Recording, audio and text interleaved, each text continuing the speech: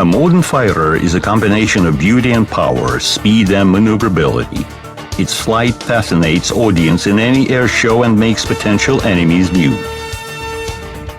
A fighter has a hard task. It has to win a fight not only with the like, but with the aircraft of any other type. Everything progressive at the moment in the aviation science and technology is invested in the creation of a fighter. Researchers test in flight ever unknown and out-of-limit modes. The level of aviation development in the country is mostly determined by the ability to create a fighter of its own. Currently, the authority of the Russian school designing aircraft of this type is acknowledged worldwide. But that was not always so. This is a story of the Russian fighter development.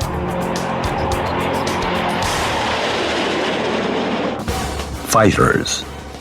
First victories.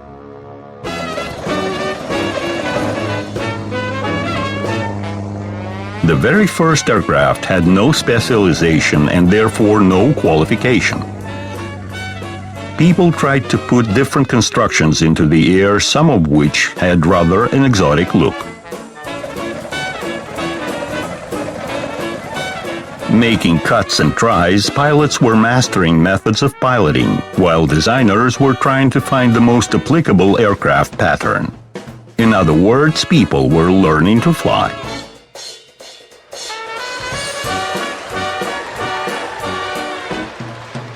The miraculous qualities of the new type of technique could not leave the military indifferent. The first to go into service were air balloons and airships. From the altitude these flying machines could climb to, it was suitable to conduct reconnaissance and artillery fire adjustment. However, with the airplane's development and improvement, it became clear that they can do this job much more efficiently. It also became clear in Russia, where in 1910 the first military aviation training school appeared.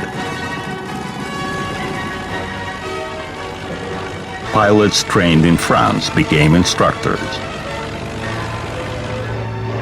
The first aircraft for the developing national military aviation were purchased abroad.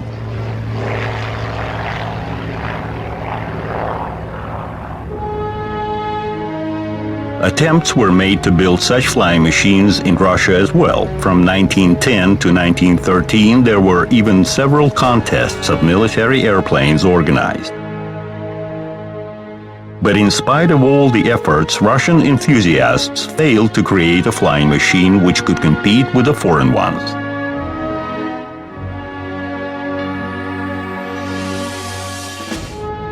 And the chief commander of the Russian aviation, the Grand Duke Alexander Mikhailovich, did not bestow the national designers, preferring to buy aircraft and licenses for their production abroad.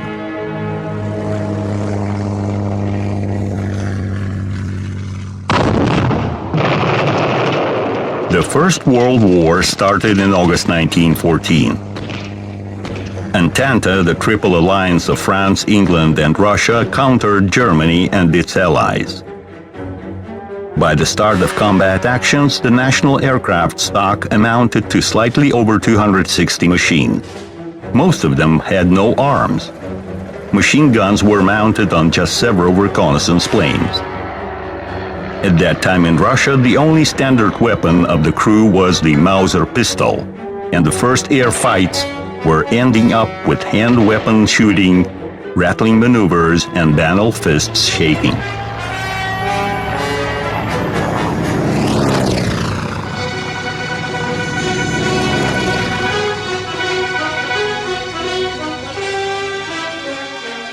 In the Western and Eastern fronts, pilots were trying to solve the armament problem of their airplanes independently. Interesting but useless were attempts of Pyotr Nesterov, one of the aerobatics founders. In early August 1914, he installed a knife in the tailpiece of his Moran, designated to cut cover of the enemy's air balloons. However, this was not put into practice.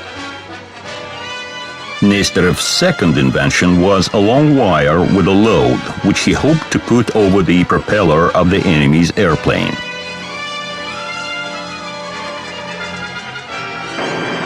On August 26, 1914, the pilot attempted to test his invention in practice, but the wire broke at takeoff. In his second flight of the same day, Nesterov met an Austrian Albatross reconnaissance airplane. Having no other means of stopping the enemies, Nesterov made a desperate move, a ram attack. Both pilots died.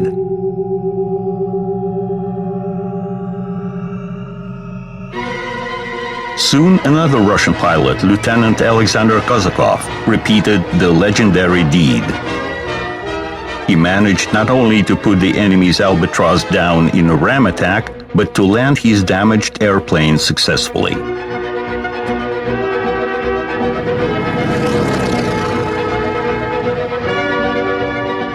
Pilots repeatedly tried to mount a machine gun on the airplane, the most efficient weapon in a fleeting air combat. The best way to attack an enemy airplane was then thought to be from back below. Therefore, the machine gun was put at an angle upwards so that the line of fire to go over the propeller. The first air battles showed that it was absolutely inconvenient and the weapons were faced forward, while aiming was done through airplane maneuvering. Shooting was again performed over the propeller from a weapon mounted on an upper wing. Such scheme was no better for shooting. Besides, the pilot had to reload by standing up, holding the control gear with his legs. It was only left to install the weapon right in front of the pilot and shoot right through the propeller. But how not to damage it? The first one to solve this task was a French military pilot, Roland Garros, who was a renowned sports pilot. He installed steel deflectors on the screw blades to keep them from damage.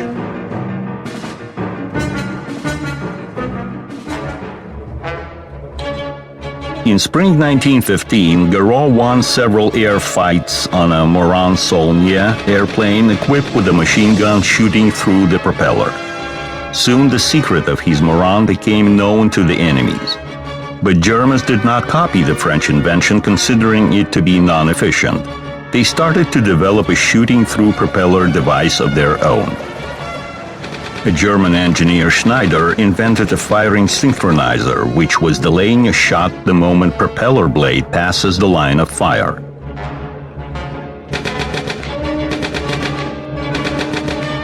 Designer Anthony Fokker installed this device on his Eindecker monoplane. In summer 1915, airplanes with a synchronizer showed their advantages in air combat. Aiming became very comfortable for the pilot. Destruction of the like in the air with the help of the onboard shooting defined the birth of the new combat aircraft class, the fighters. While Morane-Saulnier and Fokker Eindecker can be named the first in the world fighters. In the end of 1915, the Russian military pilot Viktor Dubovsky, independently from the Germans and the Allies, designed a synchronizer of his own, which however did not receive any wide use. Combat activities of those times had their own peculiar features. Engines were often playing pranks and airplanes were getting out of order due to intensive use and bad weather, since the main construction materials were wood and textile. Russian aviators had even more hardships. Russia was way behind Germany in the number and quality of its aircraft. Air Force units' supply was poorly organized and totally depended upon deliveries from abroad. Any flight was already a great risk. Technical deficiencies were covered by permanent tension, courage, and often heroism of the Russian pilots.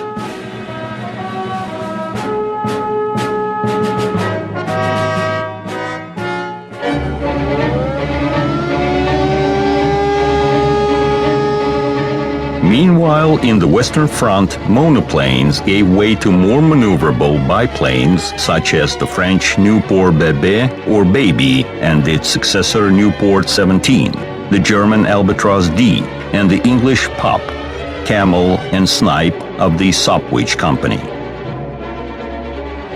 Designers of the latter, attempting to improve maneuverability, created a triplane. According to its trophy sample, the Germans built their Dreidecker, one of the notorious symbols of the First World War.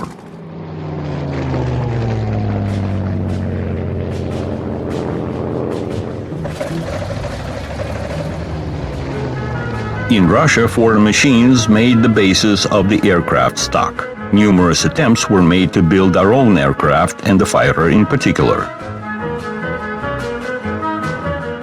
The first Russian airplanes were often designed and built upon a private initiative and on private funds. One of them, the MB-2 bis, was designed by Italian Francesco Mosca. The aircraft was manufactured in series from 1917 at a factory in Moscow. The Sikorsky S-16 biplane fighter also appeared with no support from the Supreme Commander. Businessman and organizer of the Ilya Muromets aircraft squad Mikhail Shidlovsky funded S-16 fighter with his own money. This aircraft was part of the squad as a trainer and an escort fighter. However, due to technical imperfection and middling flight characteristics, it could not become a deserved competitor to German Fokkers and Albatrosses. The problem was in the engines, which Russia did not produce. Both aircraft had to be equipped with the available low-power French engines incapable of providing for the sufficient speed. In such conditions, the national constructions could not compete with the foreign aircraft.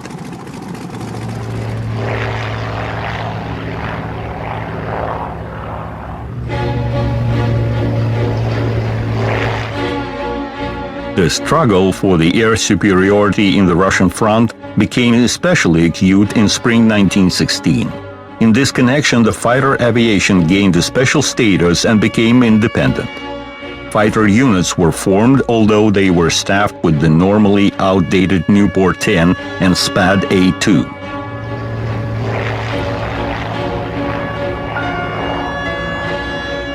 Situation started to improve only by the end of summer, when units were supplied with the Nieuport Bébé aircraft.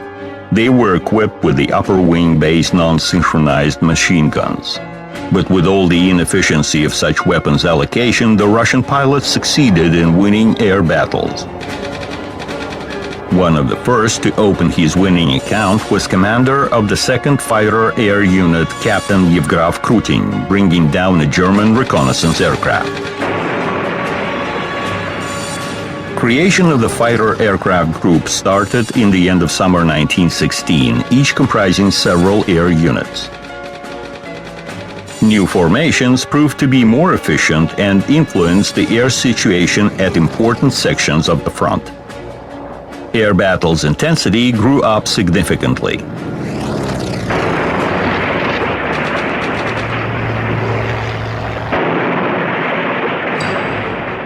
Soon, the first publications on the tactics and combat application of fighters appeared in Russia, written by the Russian military pilots. Yevgraf Krutin became the most productive author. Analyzing its own combat experience, he worked out principles of the fighter unit's organization, published works on tactics, described methods of air attacks and exits therefrom. Besides understanding the importance of the issue, Krutin proposed to open an aerobatic school in Russia for training fighter pilots.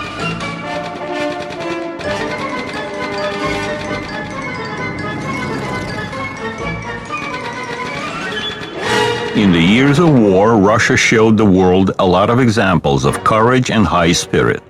Yuri Gilsher, despite amputated foot, returned to the hand wheel and won 3 air battles. Another hero, the Marine pilot Alexander Prokofiev-Seversky, also flying with an artificial limb, won 13 battles. But the most successful Russian ace was the commander of the 1st Combat Aircraft Group, Alexander Kozakov, who brought down 20 enemy's aircraft, the first of which by a ram attack. The war was coming to an end. The fighter, as its creation, occupied its deserved place among aircraft of other designations.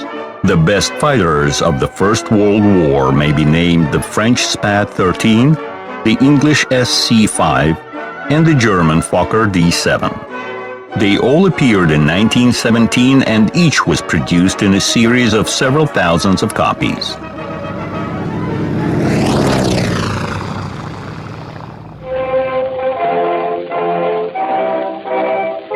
Experience of the First World War showed how important aviation was. Therefore, right after October 17, for the protection of the revolution, the Bolsheviks needed armaments, including combat aircraft. But such plans were hard to be carried out. In the chaos of the Civil War, nobody was thinking of aviation.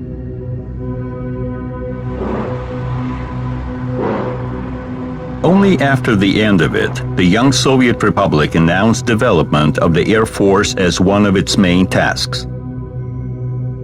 The country was surrounded by a hostile capitalist neighborhood. However, money is beyond politics, and before constructions of its own started to appear, the Soviet government continued to buy combat aircraft, engines, and licenses for their production from the very same neighborhood.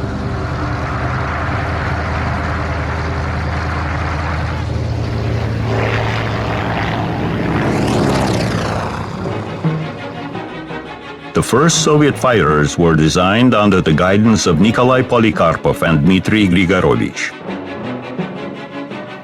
In the beginning of the 20s, production of Liberty, a powerful American liquid-cooled engine, was mastered in Russia. New aircraft were being built to comply with this engine. Most of the foreign fighters were based upon a biplane scheme. While Polikarpov was designing its IL-400, a fighter with a 400 horsepower Liberty engine, as cantilever monoplane. Its wing did not have wing struts and wire braces, which made the drag significantly lower and enabled to obtain better flight characteristics and speed in the first place. The rated speed was 260 kilometers per hour, which was very high for those times. By summer 1923, the aircraft was ready. Konstantin Artseulov, one of the first Russian pilots, was assigned to test the aircraft. The very first flight ended almost in a tragedy. Right after takeoff, the IL-400 went straight upwards. The speed dropped, the aircraft floated in the air and then crashed from a minor altitude. Artseulov's professionalism saved his life while the aircraft was lost. The reason of the wreck was an excessive tail heaviness. In the air, the aircraft is supported by the wing, and construction elements in front and in the rear of the wing must be balanced. The tail heaviness means that the front was heavier than the rear. When that was discovered, relevant recommendations were made for the designers. A year after, tests of the second IL-400 started, and the deficiencies of the first aircraft were eliminated. Pilots noted that the aircraft was good at aerobatics and under better control. The Air Force immediately ordered 33 copies of the fighter, which was identified as E-1. Its production started in 1926. However, unlike the tested machine, serial aircraft were rough, heavier, and the center of gravity was again shifted backward. During tests, the fighter flown by Mikhail Gromov did not manage to exit the spin, and the pilot had to jump with the parachute. The aircraft was deemed dangerous and was not accepted for service. Thus, the first attempt of making the Russian monoplane fighter was a failure. However, its production and tests showed that an aircraft design is a serious matter requiring aerodynamic simulation research, strength tests, and many other things.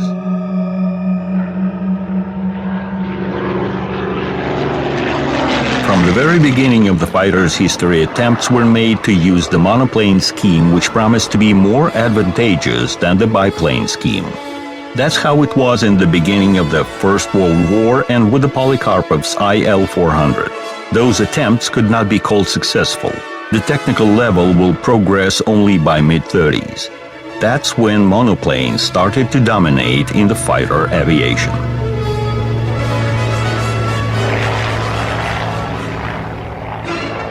While Polikarpov experimented with the monoplane, Dmitry Grigorovich built a classical biplane fighter identified in serial production as E-2. The aircraft did not succeed from the start and required refinement. But even after that, it did not comply with the set requirements. The reason was in the low-power engines. But in order to get rid of the foreign dependence, this fighter was put into commercial production and accepted for service.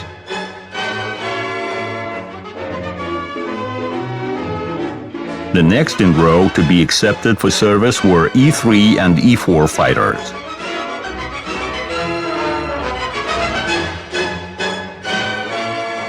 The Polikarpov's E-3 biplane had a wooden construction and was equipped with the M17 liquid-cooled engine. For its time, it was the fastest Soviet aircraft. With this aircraft, Mikhail Gromov reached 290 kilometers per hour. From 1928, the aircraft started to arrive to the aviation units. Almost 400 copies of this aircraft were produced. E-4, made by the construction team of Pavel Sukhoy under the Tupolev's general supervision, became the first Soviet all-metal construction fighter.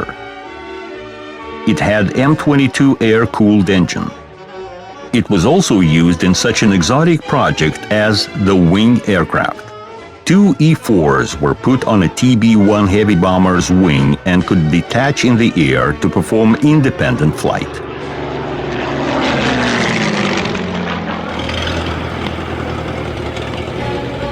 In spring 1930, pilot Benedikt Buchholz, in presence of the government members, raised the new E-5 fighter into the air from the Khodynka Central Airdrome.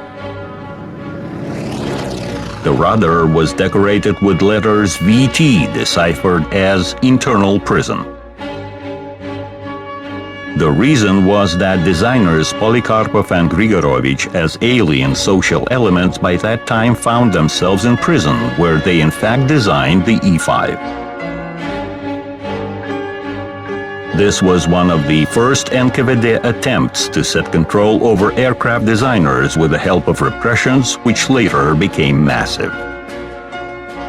Interesting to know that, distrusting Soviet designers, the Soviet government ordered a German engineer, Ernst Heinkel, to develop the fighter. The latter made an aircraft defined as E-7, which was accepted for service in the Red Army. However, E-5, entering service a bit later, in many parameters left the Heinkel's aircraft behind and became the best Soviet fighter of the early 30s.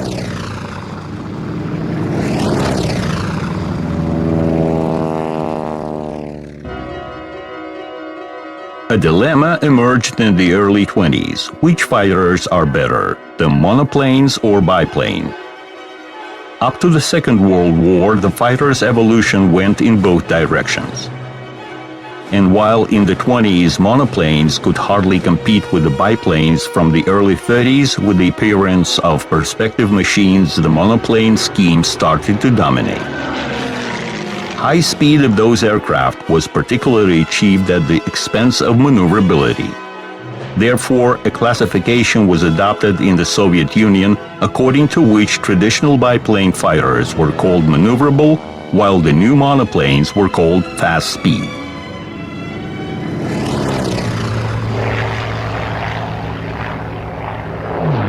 E-15 was one of the best Soviet maneuverable fighters.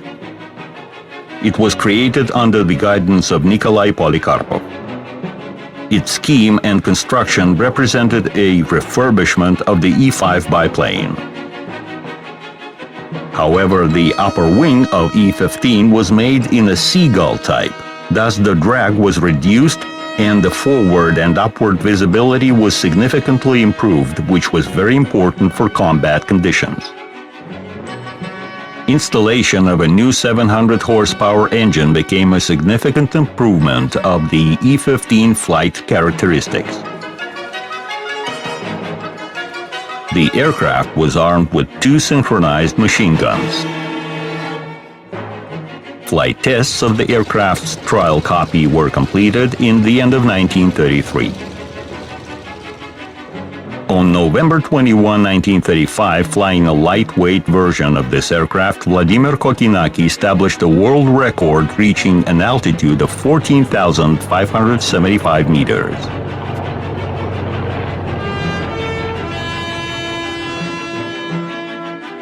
Further improvement of the Soviet maneuverable fighters followed the path of the successful E-15. Its modification, E-15 bis, was put into production in 1937.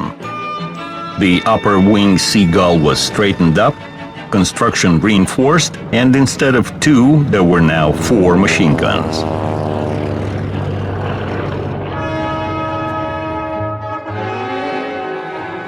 Among the entire variety of fighters, there were several 2-seat aircraft.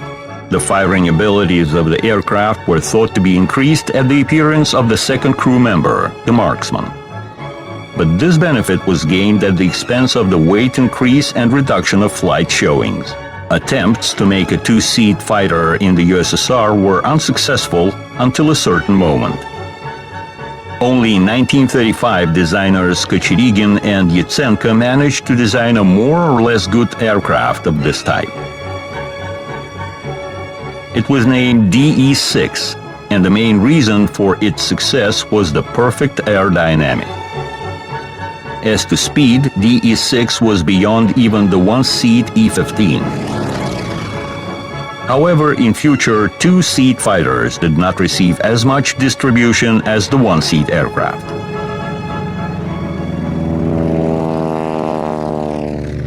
In the early 30s, works to create fighter monoplanes accelerated.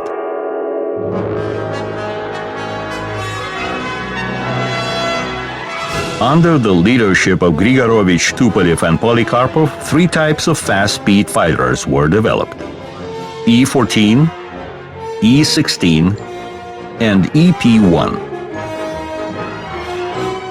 They were put on tests one after another, upgraded in parallel, and there was to an extent competition between them. Among these contenders struggling to be named the fastest fighter, the Polikarpov's E-16 was the most successful. It was the first to appear among its counterparties. The first sample, E-16, took off on December 30, 1933. The factory tests were performed by Valery Chkalov, while the state tests were conducted by Vladimir Kokinaki and Vasily Stepanchonak. The fighter turned to be rather strict in control and demanded precise coordination of the pilot's movements. In other words, E-16 required pilots with at least mid-level or even higher qualification, which of course was not an advantage of the new aircraft. However, this feature was neglected since during tests the aircraft showed good speed characteristics. Minor defects were being eliminated in the course of the tests and commissioning. Despite the military's interest, E-16 did not receive immediate use in the Air Force. It needed large aerodromes, and only upon the completion of runways in the end of 1935, E-16 started to appear in the combat units. Various E-16 modifications were identified by adding a type number. They differed by the engine brand, armament, and constructive peculiarities. E-16 Type 5 became one of the most popular modifications, equipped with the M25A engine. First modification had closed cockpit. However, pilots as a rule flew with the open canopy, worrying that the sliding part may not work in a critical situation and the plexiglass quality was not the best.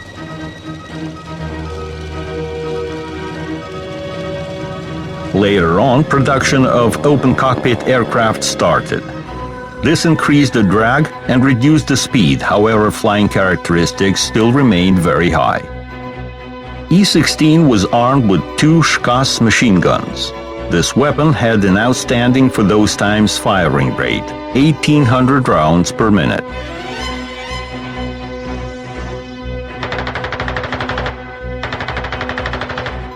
Although pilots noted insufficient firepower of the fighter, therefore Polikarpov offered E-16 armed with cannons in addition to machine guns. 2 20mm cannons were installed in the wing, and E-16 Type 12 became the first Soviet serial fighter with cannon armament. Cannon versions of the E-Shock, as E-16 was lovingly called, were designated first of all to fight bombers. They were also used for attack actions. There were also 2-seat training E-16, the so-called dual cockpits. The most massed dual cockpit was UTI-4. It played a huge role in training crews for flights on fast-speed fighter. Starting from 1935, the Red 5 was showing its flight art at the Red Square parades and at air shows in Tushino. That's how the E-16 aerobatic group was called. For most of the pilots, the right to fly in the Red 5 was the highest assessment of their professional skills.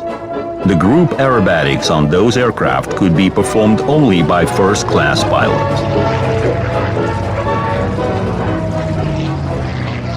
And what's up with the E-16 competitors? Tupolev started developing a high-speed fighter even before Polikarpov.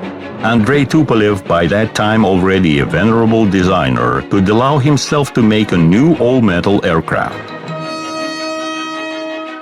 It was the first fighter in the Soviet Union with a retractable landing gear. In May 1933, E-14 took off for the first time. During tests, some of the deficiencies were disclosed, but they were eliminated only by 1937. By that time, E-16 was already servicing in the combat units, and production of another fighter seemed inexpedient. The other contender was the Grigorovich's EP-1 fighter. This aircraft had one peculiar feature, the recoilless cannon. Developed by Leonid Kurchevsky in the early 30s, these cannons became popular in the USSR. Being relatively lightweight, they could have large caliber and relevant destructive ability. It was quite clear that the military wanted to install new weapons on fighters. 2 aircraft equipped with these cannons were built in 1931, the E-12 of Tsagi and the Grigorovich's EZ fighter.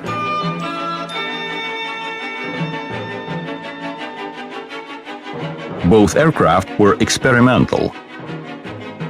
Grigorovich continued his research and in 1934 created EP-1 fighter equipped with 2 such cannons and the Shkas machine gun. However, Kurchevsky's cannons did not prove themselves. They had minor efficiency and caused high aerodynamic drag. Besides, in other parameters, EP-1 was inferior to E-16. The subject was closed.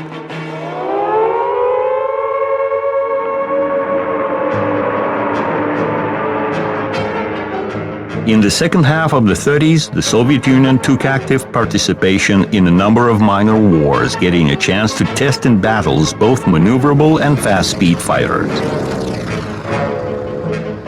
In autumn 1936, the civil war in Spain started. Soviet volunteers went to help the Republicans. USSR sent its military technique as well. In the Spanish sky, the E-15 biplanes met with the aircraft of Franco. Combat capabilities of the Chatas, how the Spanish called E-15, appeared to be much higher than of the enemy fighters, the Italian Fiat CR-32 and the German Heinkel 51. In the air battles, combat aircraft revealed their strong and weak points, improving methods of air fights. In Spain, for instance, pilots apply tactics of interaction of maneuverable E-15s with a fast E-16s. The task of the fast fighters was to catch up with the enemy and get engaged in a combat. After that, the maneuverable E-15s would pick up the relay, while the E-16s would be free to attack the bombers.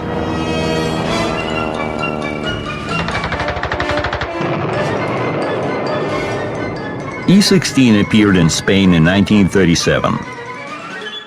It was then that the first in history air battles between the fast-speed monoplanes took place. The Soviet fighters were countered by the German Messerschmitt Bf-109. This all-metal aircraft was a new dawn for the fighter aviation. It comprised almost all features of a fast-speed monoplane: excessive wing loading, retractable landing gear, closed canopy.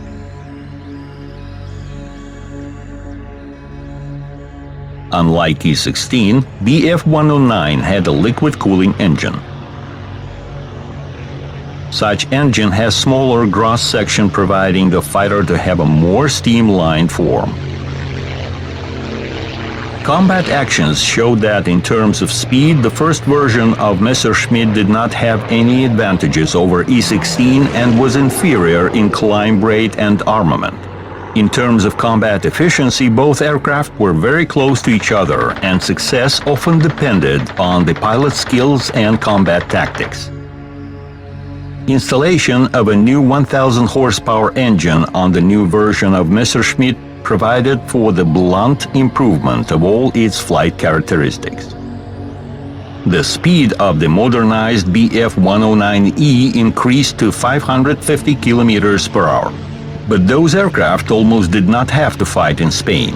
The civil war in Spain ended on April 1, 1939.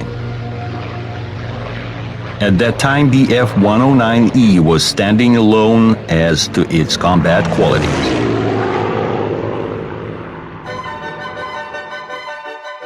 Polikarpov made an interesting attempt to produce a similar fast-speed fighter.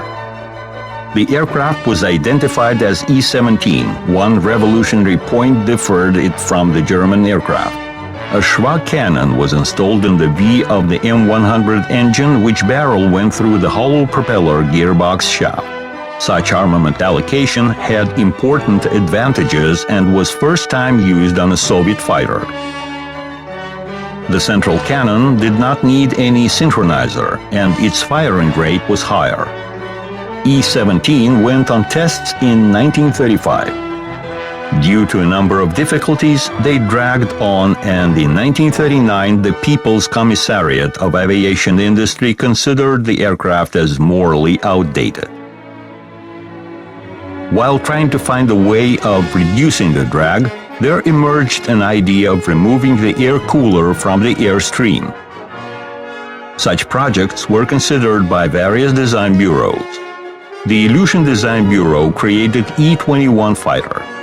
In this aircraft, the center wing surface served as the air cooler. The water heated in the engine, or rather the steam, touching the inside of such surface, cooled down and went back to the engine. For the first time in the Soviet Union, such system was implemented on the Stal-6 aircraft designed by Roberto Bartini, a Soviet designer of Italian origin.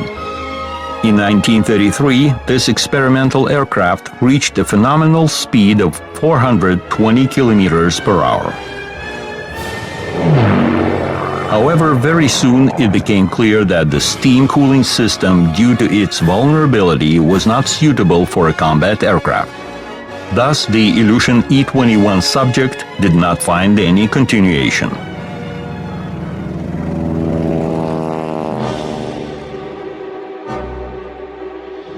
In the meantime, fighters serving in the Soviet Air Force were undergoing combat examination. After Spain, E-16 managed to fight in China with the first Japanese monoplane fighters Mitsubishi E-96. This aircraft had non-retractable landing gear and was losing to the Soviet fighter in speed. However, it had good maneuverability and was accessible to pilots of lower qualification, thus standing out of E-16. During the Khalkhin-Gol conflict in May 1939, another Japanese competitor to E-16 was the E-97 fighter of the Nakajima Company. This aircraft was a serious counterparty. Radio stations on board Japanese fighters provided for the coordinated combat actions, while Soviet pilots had to do without the radio.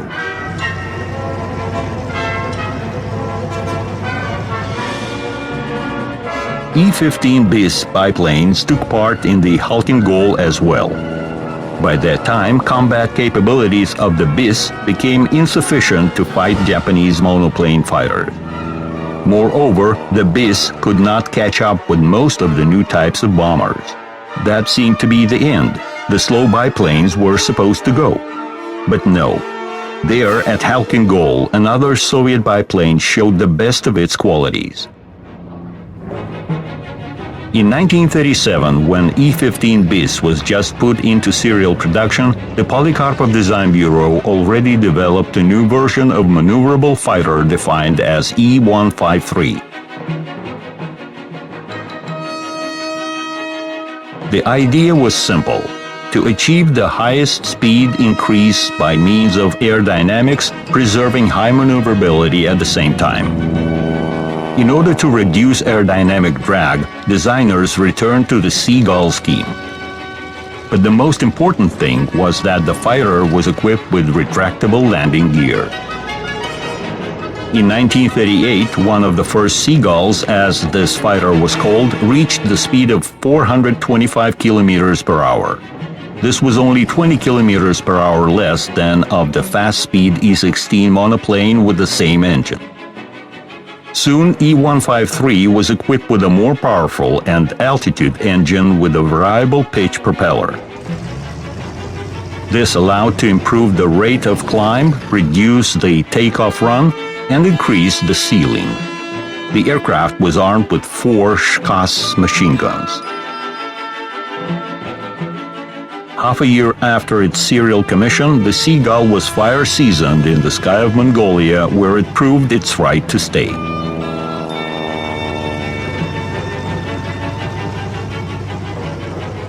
The E-153 biplane fighter was an example of its scheme perfection. But Polikarpov did not stop to rest. E-190, which emerged in the very end of 1939, had a record-breaking ceiling of 12,400 meters and a speed of 450 kilometers per hour. However, by that time, this kind of speed was already insufficient.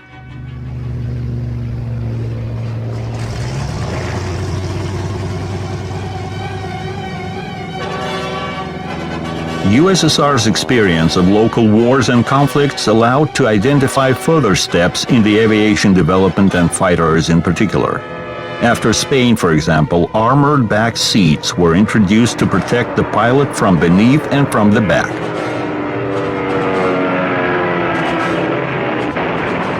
A new type of weapons, the jet projectiles, were tested in the real combat actions of Khalkhin-Gol, after which they were recommended for utilization on nearly all types of the Soviet fighters.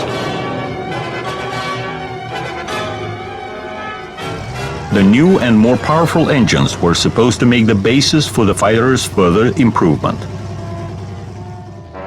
Wide implementation in the second half of the 30s was enjoyed by the 2-row air-cooled radial engines, which, having the same cross dimensions, were much more powerful. This motor was meant for the new E-180 fighter of the Polikarpov Design Bureau, which was supposed to substitute E-16. The first flight of this experimental fighter took place in a frosty day of December 15, 1938. The engine stopped due to overcooling. Pilots' attempts to reach the airfield were in vain. Valery Chkalov, piloting the aircraft, a hero and the country's favorite, died. After this catastrophe, it became clear that to obtain the new fighters so much required by the Soviet Air Force will be impossible. The accident with E-180 turned into a tragedy not only for the pilot, but for the aircraft creators. In the spirits of those times, they were the ones to blame. But it was just a minor episode in a huge wave of repressions breaking down the most talented and active personalities, including designers and officers. And it was one of the basic reasons for the catastrophic incompliance of the Soviet aviation with the spirit of times. From 1933, when the Nazis came to power in Germany, the world lived in a presentiment of a big war. And the leading aviation powers were getting ready for it. They placed their stakes on the monoplane fighter. Prototypes of most of the fighters which became famous in the Second World War performed their first flights before the war. Among them were the British Hurricane and Spitfire, the American Airacobra and Kitty Hawk, the Italian Fiat G50 and Mach-E 200, the Japanese Hayabusa and Zero, the German Focke-Wulf 190, and already mentioned Messerschmitt. What the Soviet Union had at this point? Thousands of hard-to-handle E-16s, thousands of slow-speed biplanes, and the introspective, persistent attempts to create an outstanding biplane and modernize the same E-16, which is rather old and outdated.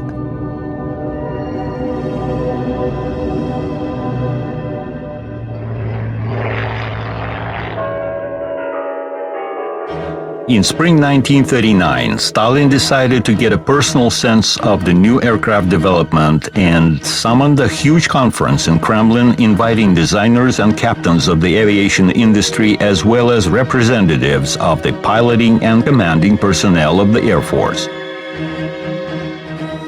In result of the conference, 12 design groups were given assignments to design new fighters.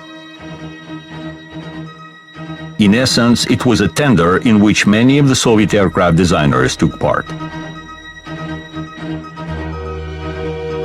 A lot of different constructions appeared in the result. Mikhail Pashinyan proposed a classic E-21 monoplane fighter. Alexei Borovkov and Ilya Florov designed E-207, which uniqueness was that the biplane's cell had no bars and wire braces.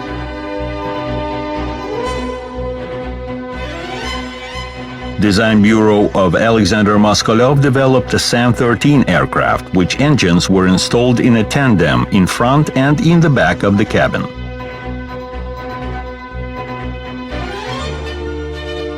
The most interesting was an ES fighter construction developed by pilot Shevchenko and designer Nikitin. The lower wing of this biplane was folding up in flight. So it was taking off and landing as a biplane, while turning into a monoplane in the air, it could show its best speed characteristics. However, all these exotic designs, to this or that reason, did not get any progress. What the result of the tender was, which way the fighter evolution went, and how advanced in the years of war it became, you will know from our next film.